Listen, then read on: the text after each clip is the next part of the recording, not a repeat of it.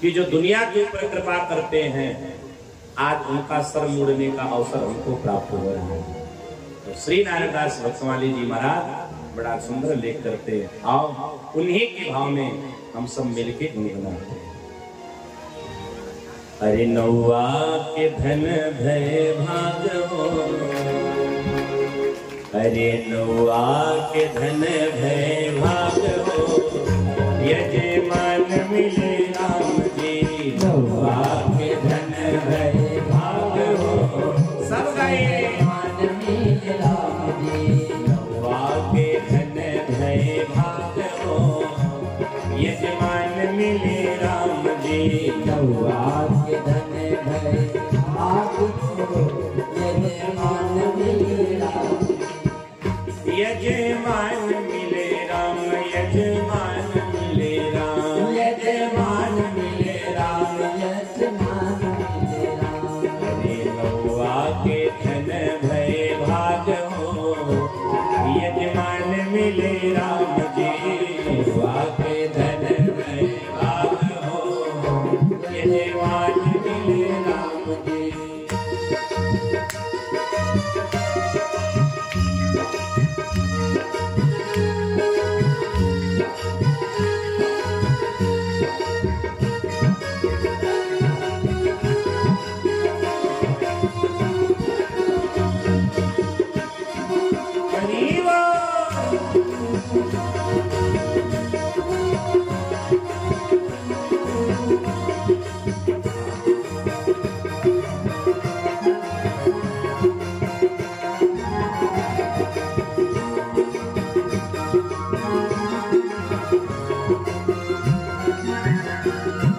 जिनके लिए शंकर बने हैं मदारी, लिए शंकर बने हैं मदारी। जिनके लिए शंकर बने हैं मदारी, जिनके लिए शंकर बने हैं मदारी।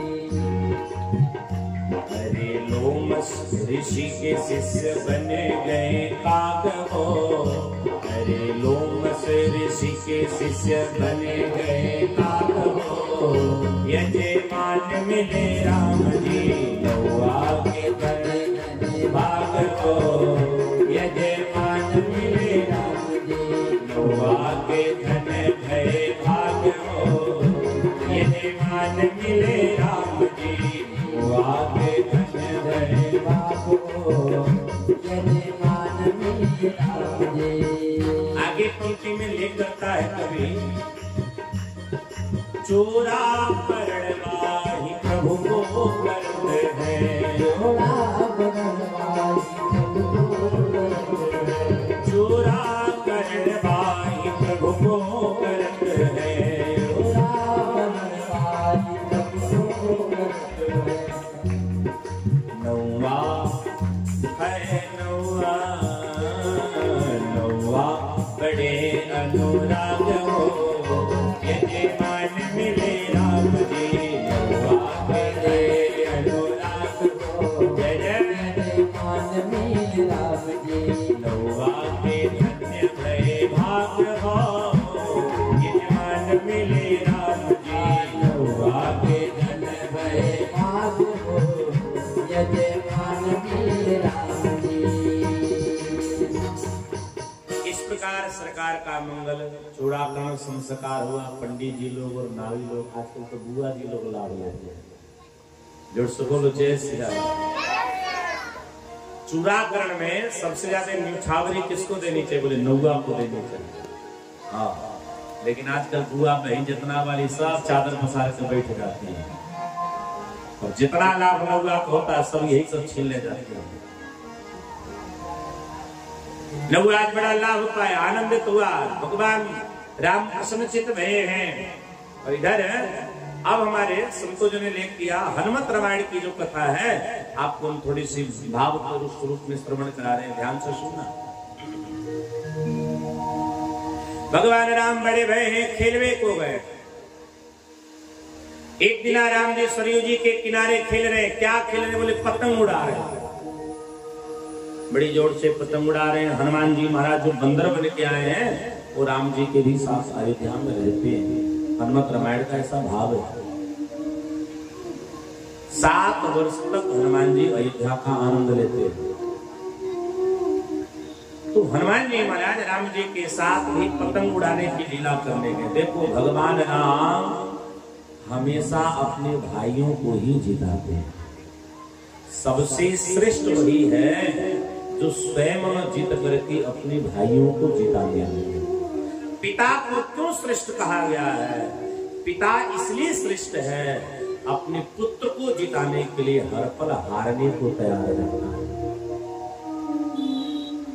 और हम थोड़े बड़े क्या हो गए, पिता से थोड़ी हमारी दुर्भावनाएं जब बढ़ने लगती है तो हम पिता से ही कहते हैं तुमने हमारे लिए किया क्या है। राम जी अन्य तीनों भ्राताओं के लिए करते क्या है? बोले राम जी अन्य तीनों भ्राताओं को जिताने का हमेशा प्रयास करते हैं। पतंग की लीला क्या है कि बोले जिसकी पतंग ज्यादा ऊपर चली गई वो जीत जाता है। तो आज राम जी की पतंग सबसे ऊपर चली गई।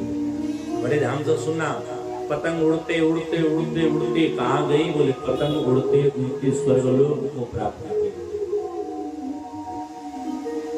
देवराज इंद्र के सुंदर उपवन में पतंग जाकर के अटक गया।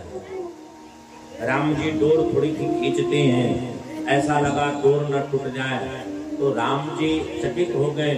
तब तक जयंत की पत्नी उस पतंग को देखे तो पतंग उड़ाने वाले जीव के प्रति उसकी बढ़ गई इच्छा, तो पतंग को पकड़ करके बैठे।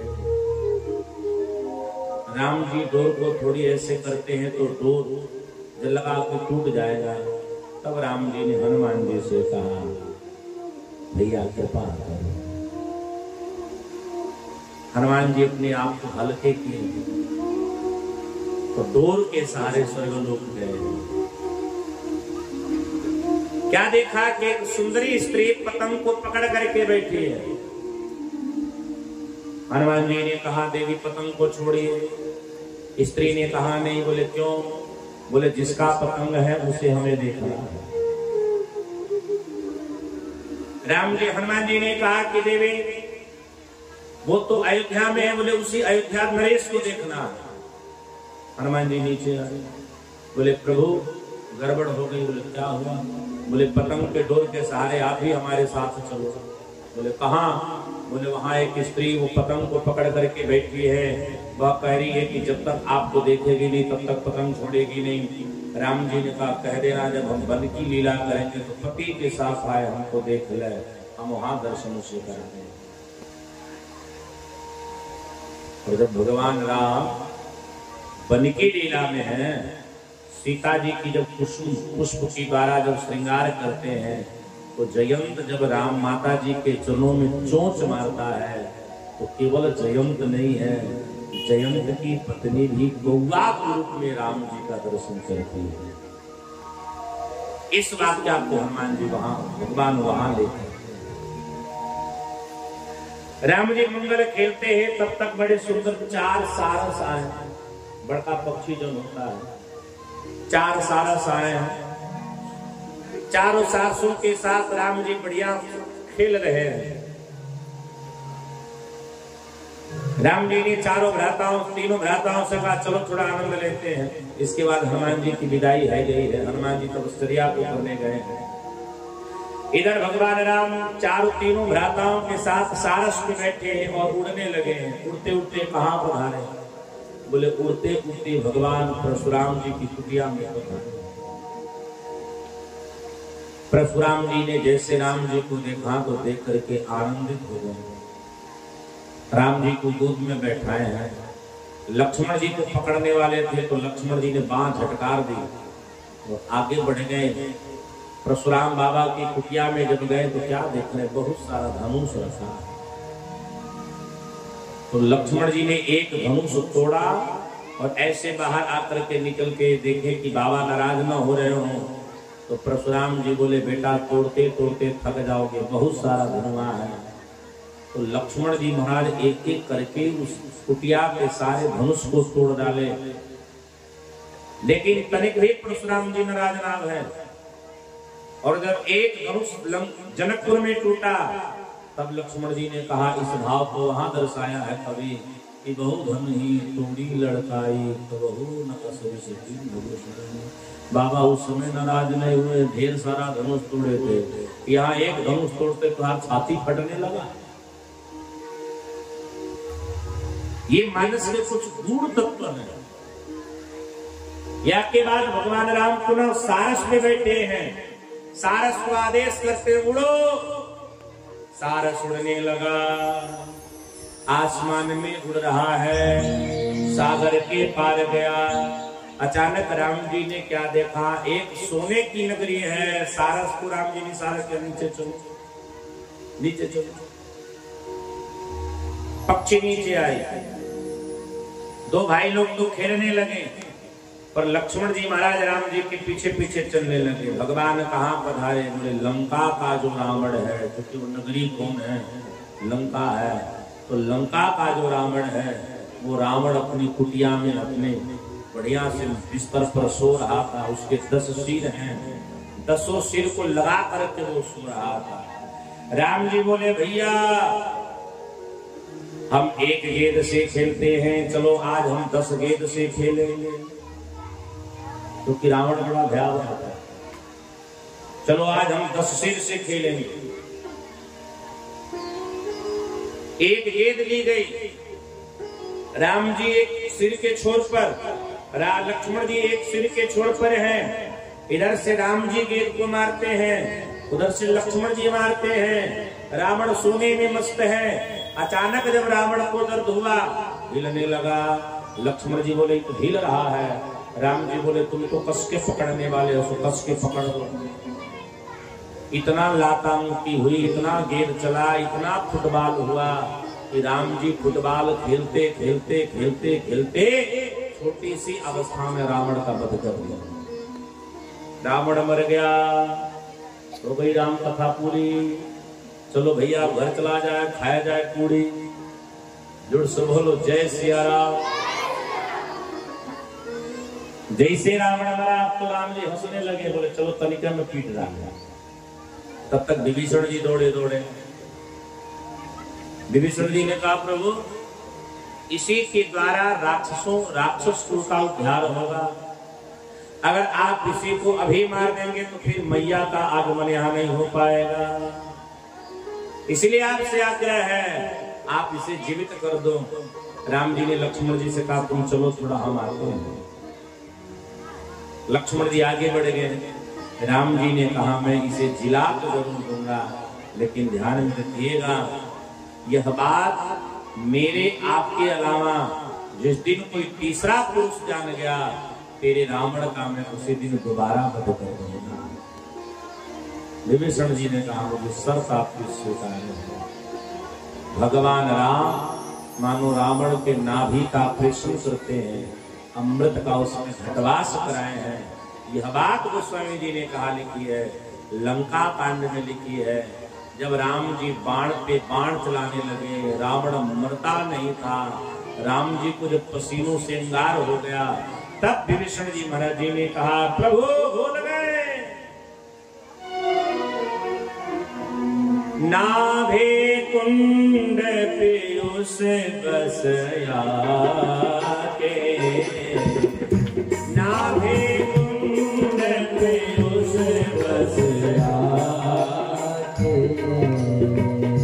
नाथ जियत रावण बलता के, नाथ जियत रावण बलता के, रामानाभि कुंड पीयूष बसया के, नाभि कुंड पीयूष बसया के, नाथ जियत रावण बलता के, नाथ जियत रावण बलता के।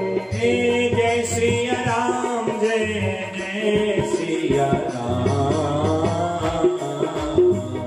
जय श्री राम जय जय श्री राम, जय श्री राम जय जय सिया राम, जय सिया राम।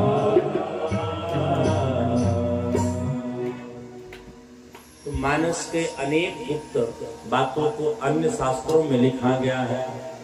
भगवान इस प्रकार बड़ा ही सुंदर लीला करते हैं। ठाकुर जी का यज्ञोपवीत हुआ और भगवान कहाँ गए? बोले भगवान गुरु जी के घर गए हैं वेद पढ़ने के लिए।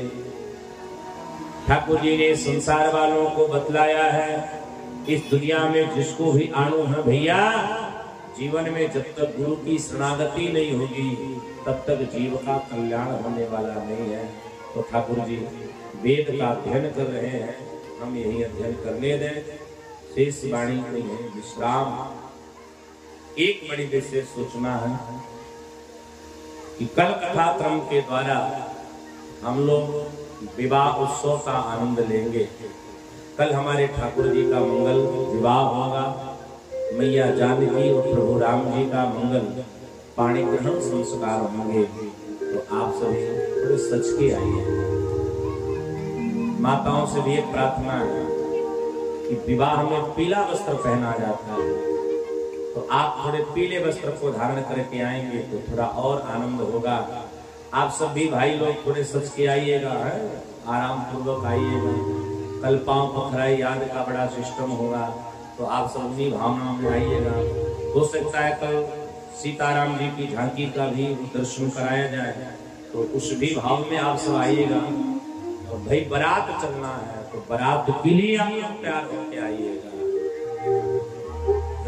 कुछ न कुछ लेके आइएगा। बरतिहा चली है तो रास्ते में आजकल चॉकलेट खाया जाता है, तो हम सब भी खाए भी हैं, तो कुछ न कुछ अपने सामर्थ्य के अनुसार आप सब आइएगा। आइए वाणी कहीं हम विश्राम करते हैं, 2 बार भगवान का नाम और ठाकुर जी की पुनः आरती प्रसाद लेकर के हम घर के तरफ हमारे साथ में लिखे जाएगा।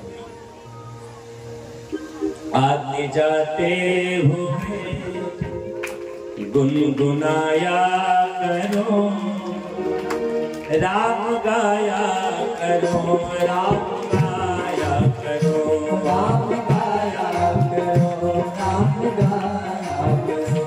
आते जाते हुए गुनगुनाया करो, आते जाते हुए गुनगुनाया करो, आते जाते हुए गुनगुनाया करो, आते जाते हुए गुनगुनाया करो, राम गाया करो, राम गाया करो, राम गाया करो, राम गाया करो। सीताराम सीताराम सीताराम सीताराम सीताराम सीताराम सीताराम सीताराम सीताराम सीताराम सीताराम सीताराम सीताराम सीताराम सीताराम।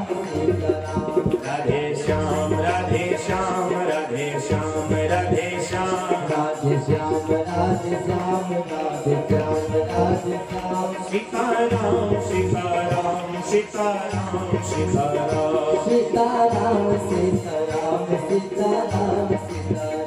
राजा राम राजा राम राजा राम राजा राम राजा राम राजा राम राजा राम राजा राम। आते जाते हुए मुस्कुराया करो, आते जाते हुए मुस्कुराया करो,